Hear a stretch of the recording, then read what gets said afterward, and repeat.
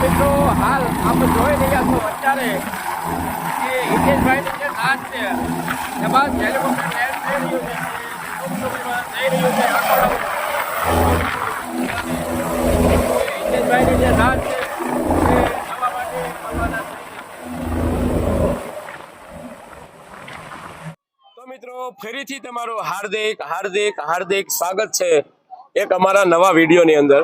મિત્રો જે હિતેશભાઈની જાન છે તે આકોડા મુકામે થોડી જ વારમાં પહોંચી રહી છે, તો આપણે જોઈશું આજે તેમની જે આકોડા ગામ મુકામે જે હેલિકોપ્ટર દ્વારા તે આવશે, તેમજ તેમની જાડેરી જાન છે તે તમે મારી પાછળ જે રોડ જોઈ શકો છો ત્યાંથી થોડી જ વારમાં આકોડા ગામની અંદર આવી રહી છે, તો આપણે તેમની રોયલ એન્ટ્રી જોઈશું।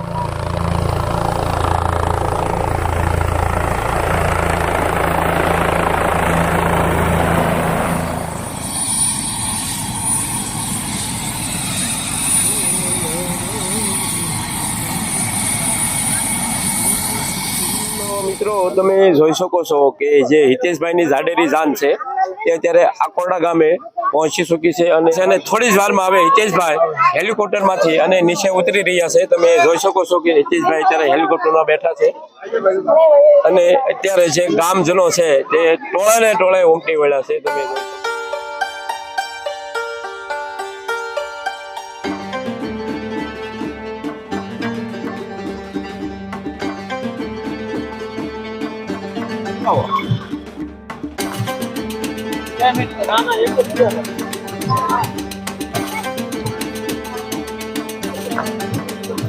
આજે પકી જાય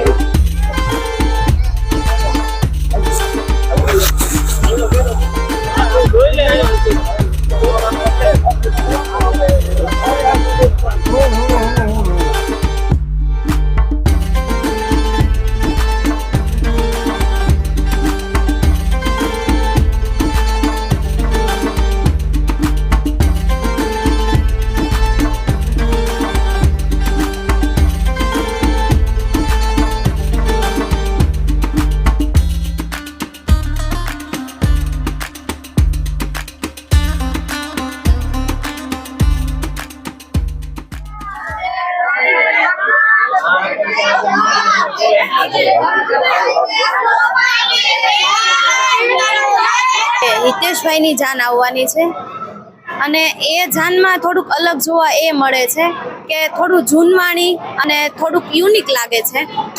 હાથી, ઘોડા અને હેલિકોપ્ટર દ્વારા ઠાઠમાઠથી જાન આવી રહી છે અને એમના લગતું જ્યારે કહીએ ત્યારે ગાવાનું મન થાય। એ હજારો હાથીડા વીરા તારી જાનમાં, હજારો હાથીડા વીરા તારી જાનમાં, 92 લાખ ઘોડા લિયાને ઘમસાણું રે, કસોટિયાનો મોભી વીરો હાલો પ્રાણવા।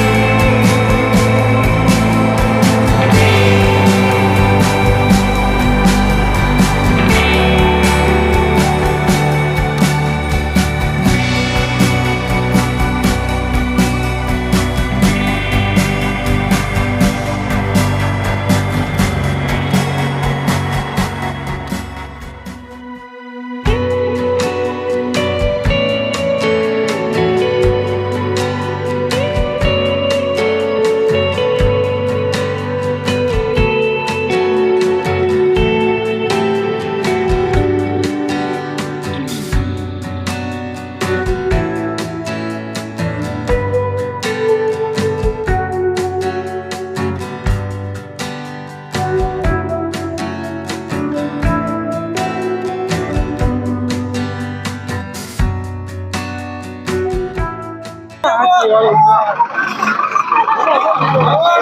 શકો છો આની અંદર જો ગજરાજને લાવવામાં આવ્યા છે.